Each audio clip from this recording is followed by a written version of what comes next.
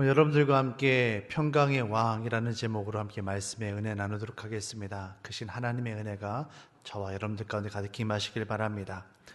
오늘은 대림절 세 번째 주일입니다. 성탄절이 이제 2주 앞으로 이제 바짝 다가왔지요. 오늘 성가대에서도 이제 성탄에 관련된 찬양을 좀 불러주셨는데요. 어떻게 여러분 좀 성탄이 가까이 다가온 것이 좀 느껴지시나요? 모르겠습니다. 저는 좀 답답함이 있습니다. 성탄이 가까이 다가왔는데 성탄 분위기가 너무 안 나는 거예요. 예전 같으면 아이들과 함께 크리스마스 트리도 만들고 선물도 준비하고 거리에 나가면 캐롤송이 울려 퍼지고 또 우리 교회 학교에서는 성탄 발표회를 준비하고 우리 기관에서는 기관 찬양대회도 준비하고 교회가 정말 들썩들썩하고 정말 시끌시끌했을 텐데 요 몇 년 사이에는 성탄이 정말 성탄 같지 않고 너무나도 조심스럽게 우리가 좀 보내고 있습니다. 연일 계속되어지는 코로나19 확산 소식, 아침마다 보건소에서 문자가 올 때마다 우린 계속해서 좀 놀라고 있습니다. 어떻게 춘천에서 계속해서 더 많은 숫자가 나오고 있을까? 오늘 더 늘었네 하는 이런 안타까운 소식들로 인해서 우리의 마음이 너무나도 우울하고 지치는 겁니다. 오늘날 우리 현대인들은 너무나도 많은 불안과 염려, 근심, 걱정, 스트레스 가운데 하루하루를 살아가고 있습니다. 이와 같은 현대인들에게 있어서 가장 필요한 것이 무엇일까? 저는 마음의 평안이, 평강의 은혜가 그 무엇보다도 가장 필요하지 않을까 그런 생각을 하게 됩니다. 진짜 우리 마음 가운데 평강의 은혜가 필요합니다. 특별히 많은 스트레스 가운데 살아가고 있는 우리 현대인들에게 있어서 우리의 그 심령의 평안만큼 소중한 것은 아무것도 없습니다. 아무리 성공가도로 달려가고요, 승승장구하는 인생을 살아간다 할지라도 그 마음에 평안함이 없다라면, 그 마음이 근심과 염려, 걱정 가운데 있다라면, 그 마음이 지옥과도 같다라면 그가 가진 모든 것들을 결코 누릴 수가 없는 것입니다. 우리 인간에게 있어서 이 마음이 정말 중요합니다. 그래서 사람들이 마음의 평안을 위해서 무엇을 합니까? 명상도 하고요, 요가도 하고요, 좋은 책과 음악과 이런 것들을 즐기죠. 어떤 사람은 자연에 나가서 좀 마음을 쉼을 얻으려고도 합니다. 그런데 그런다고 한다 쳐도 정말 그들의 마음 가운데 참된 평안이 찾아오느냐 말입니다. 아시잖아요. 잠시뿐입니다. 순간뿐이에요. 그 어느 무엇으로도 우리 마음의 평안을 얻지 못합니다. 우리는 어디에서 우리 마음의 평안을 구해야만 하겠습니까? 사랑하는 성도 여러분, 참된 평안은 오직 주 예수 그리스도 안에 있음을 믿으시길 바랍니다. 성경 말씀입니다. 빌립보서 4장 7절 말씀입니다. 모든 지각에 뛰어난 하나님의 평강이 그리스도 예수 안에서 너희 마음과 생각을 지키시리라. 성경 우리에게 분명하게 이야기하고 있습니다. 하나님의 평강이 우리 안에 가득히 임하게 되어질 때에 우리의 마음과 생각을 지켜주신다라고 말입니다. 우리가 우리의 마음의 문을 열고 평강의 왕으로 이 땅 가운데 찾아오신 아기 예수님을 모셔드릴 때에 우리의 심령 가운데에 참된 평안이 임하게 됨을 믿으시길 바랍니다. 우리 주님은 평강의 왕이십니다. 아멘. 우리 주님은 평강의 왕이세요. 우리가 오늘 읽은 이 본문 말씀, 이사야서 9장 6절에서 7절 말씀, 아기 예수님의 탄생에 대해서, 메시아에 대해서 많은 성경 구절들이 이야기하는데 그 가운데 대표적인 말씀이 오늘 우리가 읽은 이 이사야서 9장 6절에서 7절까지의 말씀이죠. 이사야 선지자가 예언을 하는 겁니다. 메시아가 우리 가운데 오실 텐데 그분은 우리에게 이러한 분으로 오실 거야 라고 이야기를 합니다. 대표적으로 이제 6절 말씀인데요. 이사야 선지자가 이제 아기 예수님에 대해서 이렇게 이야기를 해요. 이는 한 아기가 우리에게 낳고 한 아들을 우리에게 주신 바 되었는데 그의 어깨에는 정사를 메었고 그의 이름은 기묘자라 못사라 전능하신 하나님이라 영존하시는 아버지라 평강의 왕이라 할 것입니다. 이사야 선지자는 메시아 이름을 하나씩 거론하면서 마지막에 이 모든 것들을 포함하며 결론적으로 무엇이라 말하고 있느냐면 평강의 왕이다라고 이야기를 하고 있습니다. 예수님은 평강의 왕으로 우리 가운데 찾아오셨습니다. 평강의 왕이신 우리 예수님이 우리들의 심령 가운데 임하기만 한다라면 세상 근심, 걱정, 염려 다 사라지고 주님의 평안만이 우리에게 가득하게 되어짐을 여러분 믿으시길 바랍니다. 평강의 왕이신 예수님께서 우리 가운데 찾아오셔서 이렇게 말씀하고 계십니다. 요한복음 14장 27절 말씀입니다. 평안을 너희에게 끼치노니 곧 나의 평안을 너희에게 주노라. 내가 너희에게 주는 것은 세상에 주는 것과 같이 아니하니라. 너희는 마음에 근심하지도 말고 두려워하지도 말라.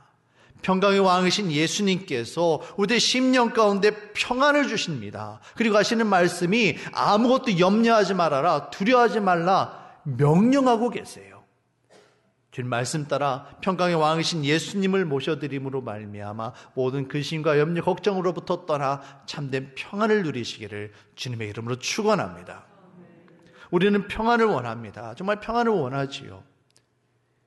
하지만 그럼에도 불구하고 여전히 우리들의 삶은 전쟁과도 같습니다. 오늘 본문이 되어지는 이사야 9장 말씀도 그런 이야기를 하고 있어요. 이사야 9장은 8장에 이어서 나오게 되어집니다. 그런데 이 8장과 이 9장의 말씀이 그 분위기가 전혀 다릅니다. 자, 먼저 8장을 보시면 8장은 심판과 환난과 고난에 대해서 이야기를 합니다. 8장 22절 말씀입니다. 땅을 굽어 보아도 환난과 흑암과 고통의 흑암뿐이니 그들이 심한 흑암 가운데로 쫓겨 들어가리라. 땅을 둘러보았는데 온전히 환난과 흑암과 고통뿐이라는 거예요. 하나님의 백성들이 쫓겨서 흑암 가운데로 들어가고 있다라고 이야기를 합니다. 그런데 이어지는 9장에서 9장 1절 말씀을 보시면 분위기가 완전히 180도로 바뀝니다. 자, 1절 말씀 보실게요. 전에 고통받던 자들에게는 흑암이 없으리로다. 옛적에는 여호와께서 수불론 땅과 납달리 땅이 멸시를 당하게 하셨더니 후에는 해변길과 에단 저쪽이 이방에 갈릴 일을 영화롭게 하셨느니라. 흑암이 없어지고 영화롭게 되어진다고 이야기합니다. 그리고 계속되어진 2절 말씀을 보시면 흑암에 행하던 백성이 큰 빛을 보고 사망의 그늘질 땅에 거주하던 자에게 빛이 도다. 아멘. 여러분, 성경이 지금 무엇을 말하고 있습니까? 비록 우리가 살고 있는 이 땅이, 이 우리의 삶이 흑암과 고통 가운데 신음하는 삶을 살아가고 있지만 하나님의 빛이 임하며 빛이신 평강의 주님께서 우리들의 심령 가운데 임하시게 되어지면 모든 흑암과 고통, 염려, 근심, 걱정 다 사라지고 주님의 평안만이 우리에게 임하게 될 것이다. 성경은 바로 이것을 우리에게 이야기하고 있습니다. 우리들의 삶 가운데 아무런 일도 일어나지 않는 무탈함, 편안함을 원합니다. 하지만 세상 사람들이 추구하는 그 편안함과 안락함은요, 평강의 왕이신 주님께서 주시는 이 평안의 은혜, 샬롬과는 전혀 다른 차원의 이야기입니다.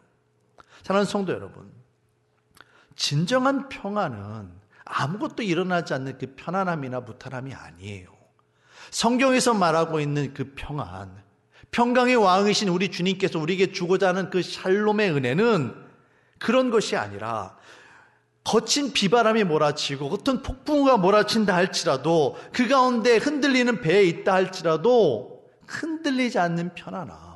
주님께서 나와 함께 하시기 때문에 안전할 것이다라는 믿음의 선포이며 믿음의 고백이 바로 샬롬의 은혜임을 여러분 믿으시길 바랍니다. 주님이 나와 함께 하시기 때문에 어떤 어려움이 다가와도 어떤 문제가 있다 할지라도 이겨낼 수 있다라는 담대한 믿음의 고백이 바로 이 평안입니다. 여러분께서 잘 아시는 것처럼 샬롬은 이스라엘 백성들이 인사할 때 하는 인사입니다. 하나님의 평강이 당신에게 임하길 원합니다 하면서 야훼 샬롬 이렇게 인사를 하지요. 그런데 이스라엘 사람들이 이 야훼 샬롬이라는 말을 인사 외에 다른 때에 사용할 때가 있습니다. 그게 언제인지 여러분 혹시 아시나요? 바로 전쟁에 나갈 때입니다. 전쟁을 준비합니다. 왕이 군사들을 모아놓고 전쟁을 준비하지요. 그리고 제사장에게 다 준비가 됐으니 이제 하나님 앞에 제사를 드려달라고 합니다. 그럼 제사장이 하나님 앞에 제사를 드리며 하나님의 뜻을 묻습니다. 그리고 왕에게 와서 이렇게 이야기합니다. 여호와 하나님께서 이 전쟁을 우리에게 붙여주셨습니다. 여호와 하나님께서 우리로 하여금 이 전쟁에서 승리하게 하실 것입니다. 그러니 왕이요 담대히 믿음을 갖고 전쟁에 나가 승리를 쟁취하십시오. 그러면 왕은 군사들 앞에서 나가서 이렇게 이야기합니다. 군사들이요, 여호와 하나님께서 우리와 함께 하십니다. 여호와 하나님께서 이 전쟁을 우리에게 붙여주셨습니다. 적군은 여호와 앞에서 물러갈 것이고 두려움에 떨 것입니다. 우리 나가서 승리를 쟁취합시다. 그러면서 앞을 향해서 돌격 외치는 겁니다. 그때 군사들이 적군을 향해서 나가면서 외치는 말이 바로 이거예요. 야훼 샬롬. 여호와 하나님께서 나와 함께 하시니 두려움이 없다라는 거예요. 내가 평안하다라는 거예요. 내가 이 땅 가운데 승리하겠다라는 믿음의 고백이 바로 야훼 샬롬입니다. 하나님은 우리의 삶이 전쟁과도 같다라는 것을 알고 계세요. 하지만 그럼에도 불구하고 평강의 왕이신 예수 그리스도께서 이 땅 가운데 찾아오심으로 말미암아 하나님의 그 평강의 은혜가, 샬롬의 은혜가 우리에게 임하게 되어진 것입니다.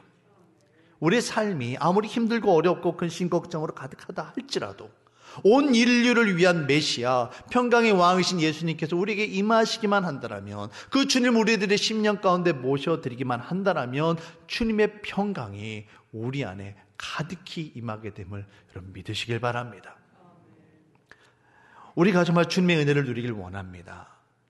그러면 어떻게 그 예수님의 평강, 그 화평의 은혜를 우리가 누릴 수 있을까요?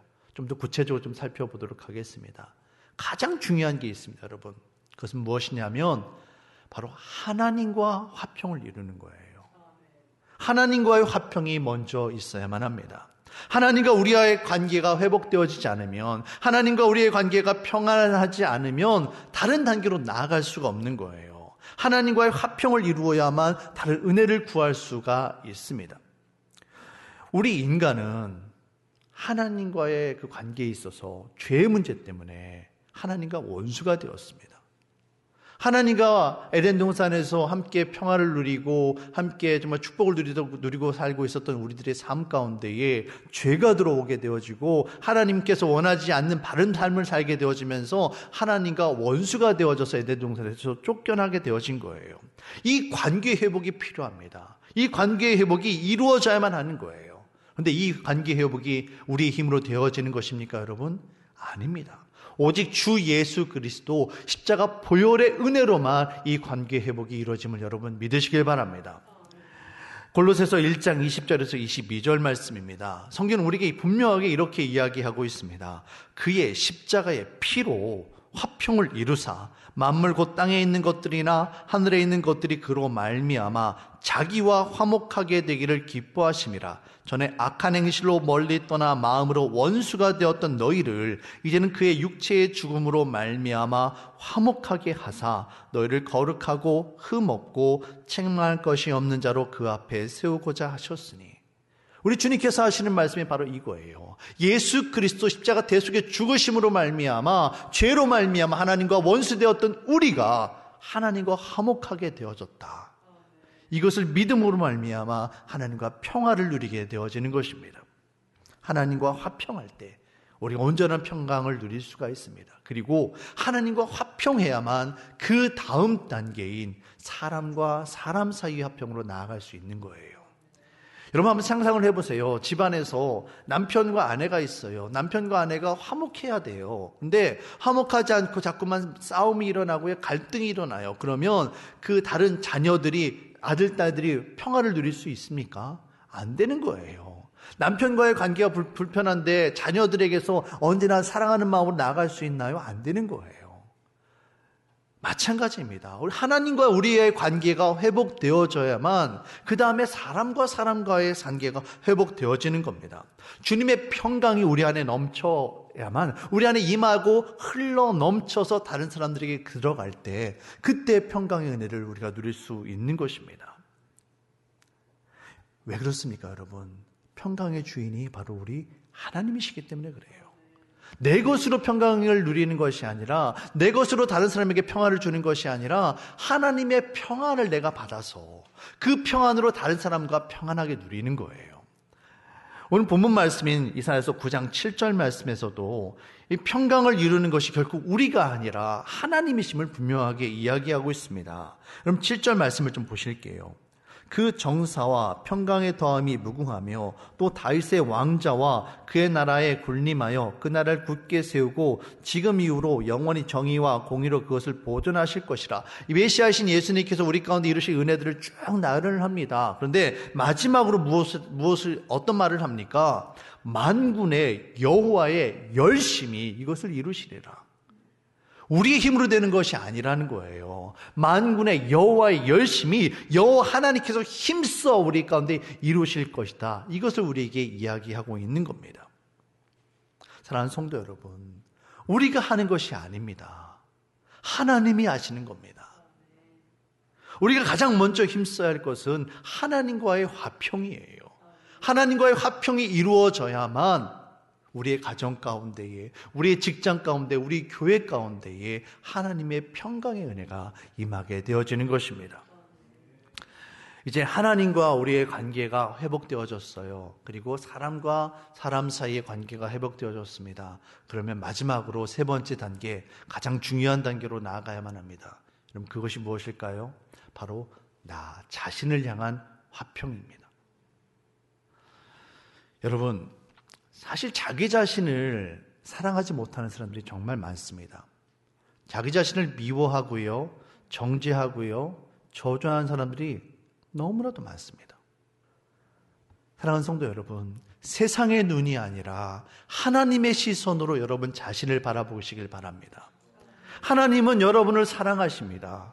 여러분을 정말 죽기까지 사랑하셨어요. 우리 자신을 온전히 주님 앞에 맡겨드릴 때에, 주님 앞에 나 자신을 내어드릴 때 나 자신을 사랑하시는 하나님의 시선으로 나를 바라보게 되어집니다. 하나님의 은혜가 내 안에 가득하게 되어지면 세상 가운데 자꾸만 실패하고 넘어지는 그런 연약한 모습이 아니라 하나님의 은혜 가운데 변화되어지는, 비록 부족하지만 여전히 연약하지만 그럼에도 불구하고 변화되어지고 성장해가는 나의 모습을 발견하게 되어지는 겁니다.